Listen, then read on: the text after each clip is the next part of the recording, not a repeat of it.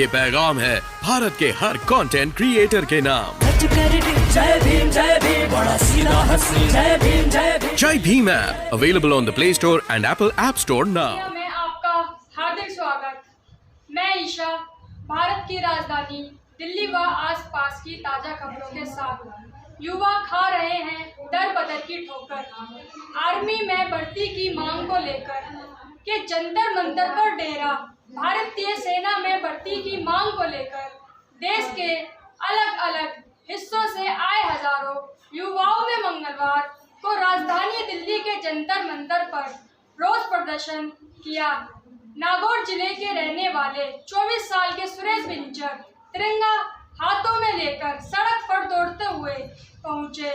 उन्होंने 50 घंटे में करीब 350 किलोमीटर। नेशन न्यूज इंडिया में आपका हार्दिक स्वागत है। आज हम भारत की राजधानी दिल्ली के अंदर हम बात कर रहे हैं जंतर मंतर से। एक तरफ कहा जाता है कि देश की धरोहर युवा है और आज युवा दर दर की ठोकरें खा रहा है, रोडों पर अपनी मांग को लेकर धरने प्रदर्शन कर रहा है और सरकार कहती है कि हमारे पास रोजगार नहीं है। तो हमारे साथ में एक साथी हैं। सर, क्या नाम है आपका? हाँ सर, मेरा नाम है संजीव कुमार सर। संजीव कुमार जी, आप यहाँ क्यों धरना प्रदर्शन कर रहे हैं? हम सर यहाँ धरना कर रहे हैं सर 2 साल जो कोविड की वजह से जो खराब हुए हमारे सर, हमारी पढ़ाई अच्छी से नहीं हुई थी कोविड के पीरियड में सर। तो हम सरकार से मांग कर रहे हैं कि 2 साल की कंपलसरी रिलीफ दे, कंपलसरी अटेम्प्ट दे और 2 साल का एज रिलैक्सेशन दे सरकार हमें। हम उसके लिए हम लोग धरना यहाँ भी कर रहे हैं और मुखर्जी नगर में भी कर रहे हैं, बता सिनेमा के पास वहाँ भी कर रहे हैं हम लोग। लेकिन राजनाथ जी कह रहे हैं हम बार बार मौका देते हैं और मौका नहीं देंगे हम। नहीं तो सर ये आप देख लीजिए सर, मौका कहाँ मिल रहा है सर। 3 साल से सर तीन साल से सर आर्मी वालों की वैकेंसी नहीं आई है सर, उनकी कोई भर्तियाँ नहीं आई है। और से SSC, UPSC, रेलवे सर सबका कुछ ना कुछ फंस ही रहा है, सबके कुछ ना कुछ इशू है ही सर। अब देख लीजिए जो भी सर कोविड में सर नुकसान हुआ, कोविड में नुकसान जिन भी बच्चों का हुआ उनके लिए सरकार ने कुछ नहीं किया है। हम लोग बार बार सरकार से गुहार लगा रहे हैं, बार बार हम लोग यहाँ भी कर रहे हैं, वहाँ भी कर रहे हैं, धरना प्रदर्शन कर रहे हैं, लेकिन सरकार हमारी आवाज़ को सुन नहीं रही है। हम चाह रहे हैं कि सारे एग्जाम्स को ये कंपलसरी अटेम्प्ट मिले, जितने भी UPSC हो, SSC हो, रेलवे हो, बैंक हो, आर्मी हो, एयरफोर्स हो, हर एक के लिए मिले। हर एक एग्जाम, हर एक सेंट्रल गवर्नमेंट एग्जाम को सरकार ये रिलीफ दे, हम ये चाह रहे हैं। लेकिन जब से 2014 से जब मोदी जी ने वायदे किए हम 2 करोड़ नौकरियां देंगे, किसानों के लिए भी बोला, लेकिन फिर 19 आ गई। 19 में भी एब्सोल्यूट मेजोरिटी से मोदी जी आ गए, लेकिन युवाओं की तो उन्हें चिंता नहीं है और युवा जो भरपूर तरीके से वोट दे रहा है। अब सर युवाओं को क्या बोलूँ सर, अब हो सकता है कि धर्म के चक्कर में कुछ पड़ जा रहे हो, उसकी वजह से ये सर हो रहा हो।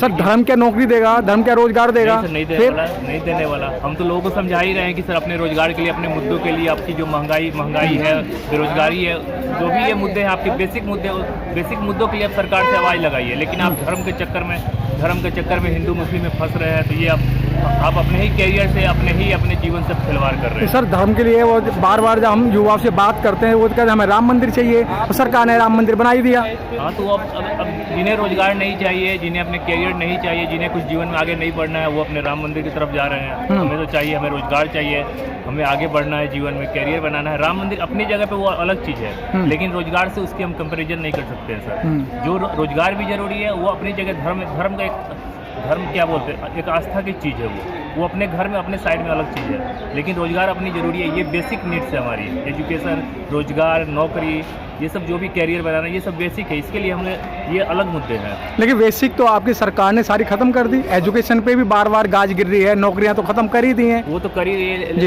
रही है, लेकिन सर जो भी सर यूथ है, लोग हैं, पब्लिक है, वो समझ नहीं रहे हैं सर, वो अच्छी तरह सर युवा पहली बार आया रोजगार मांगने के लिए रोड पे। अभी तक 2014 से युवा रोजगार ही नहीं मांग रहा है। मोदी जी और सरकार उनकी कहती है कि युवा रोजगार ही नहीं मांग रहा, हम दें किसको? रोजगार रोज मांग रहा है, लेकिन यहाँ पे सरकार आवाज़ नहीं उठाने दे रही है।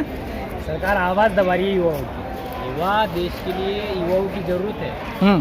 सरकार तो नौकरियाँ नहीं दे रही है, इनके लिए रोजगार ही बजट है। बजट को इन्होंने रोजगार का नाम दे दिया है, रोजगार तो नहीं दे सकेंगे ना रोजगार। सर 2014 में नहीं दिया तो 2019 में क्यों आपने बैक टू BJP को लाए?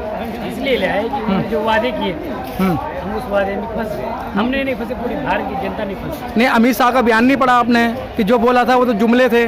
नहीं, ये बाद में पता चला ना जुमला था। है बाद में पता चला कि जुमला था। तो आप लोग कहाँ से आए? यहीं मुखर्जी नगर से। और यूपी में फिर पुनरावृत्ति की है। यूपी के अंदर तो बहुत ज़्यादा बेरोजगार युवा है, लेकिन फिर पुनरावृत्ति हुई है। एक जगह पे आने से क्या हो जाएगा? क्यों सर 5 राज्यों को चुनाव थे, 5 में 4 राज्य उन्होंने कवर कर लिए। एक जगह पे तो हार हो गई, पंजाब में तो हार हो गई, दिल्ली में भी नहीं है, राजस्थान में भी नहीं है। हर एक जगह पे उनको समर्थन नहीं मिलेगा ना। तो क्या पता कि अब वोट डाल कर जीतते या किसी और तरीके से जीतते। संजीव जी, क्या लगता है कि आज आप इतना बड़ा धरना प्रदर्शन कर रहे हैं, सरकार आपकी बात सुनेगी?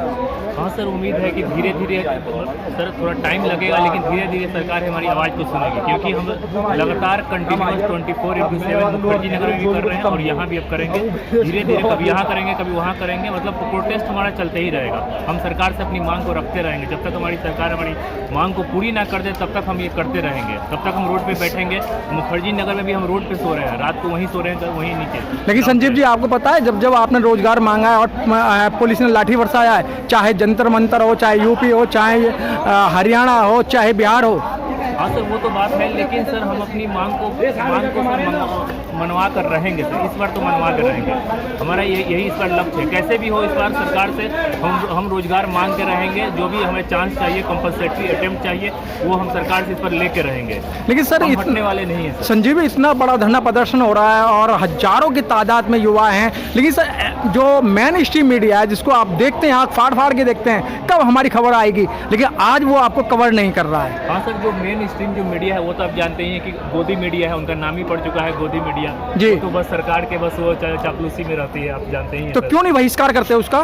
सर हम तो बहिष्कार कर ही रहे हैं सर, मैं तो खुद कर रहा हूँ। अभी तक हम लोग के कवर में आए हैं स्ट्रीम मीडिया, जो उनको हम लोग धन्यवाद करना चाहेंगे आपके चैनल से भी, जो हम लोग के छात्र के मुद्दा को हर दिन से उठाते आए हैं, हर दिन से करते आए हैं। मेरा नाम नवीन कुमार है, हम मधेपुरा डिस्ट्रिक्ट बिहार से आए हैं, मुखर्जी नगर में UPSC की तैयारी करते हैं। मेरी मांग सरकार से साफ सुथरा है, कहीं कोई दिक्कत नहीं है। मेरा 4 मांग को मान ले सरकार, और हम लोग अपने पढ़ाई में लक्ष्य लगे रहे कि प्रोटेस्ट में ही लगे रहे। फिर हम लोग का सर समय भी खत्म होते जा रहा है, पढ़ाई भी बाधिता हो रहा है। मेरे सरकार से यही मांग है कि जो कोरोना काल में ये सरकार ने इंडिया से ही हम लोग नहीं मांग रहे, और सब कंट्री भी दिए हैं और सब स्टेट भी दिए हैं, तो यार गवर्नमेंट सरकार सेंट्रल सरकार को देने में क्या दिक्कत है? जब और सब उसका स्टेट उसके अभी मांगा है वह दे चुके हैं, तो आपको देने में क्या दिक्कत है? उससे मेरी मांग है, 4 मांग है।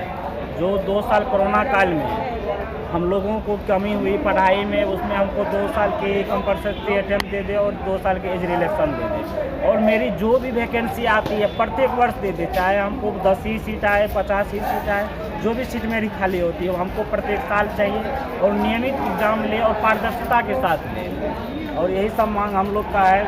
जो सर अधिकतर देखा है 2014 से लेकर अब तक वैकेंसी बाद में आती है, उससे पहले पेपर लीक हो जाता है।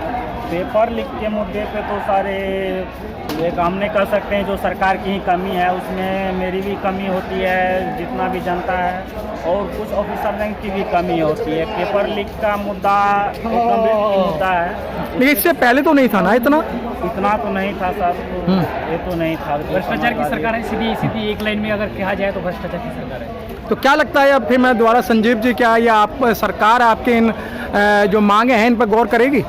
हाँ सर, लेकिन सर मांगे पे करना पड़ेगा, मांगे पे सर गौर करना पड़ेगा, लेकिन थोड़ा समय लगेगा।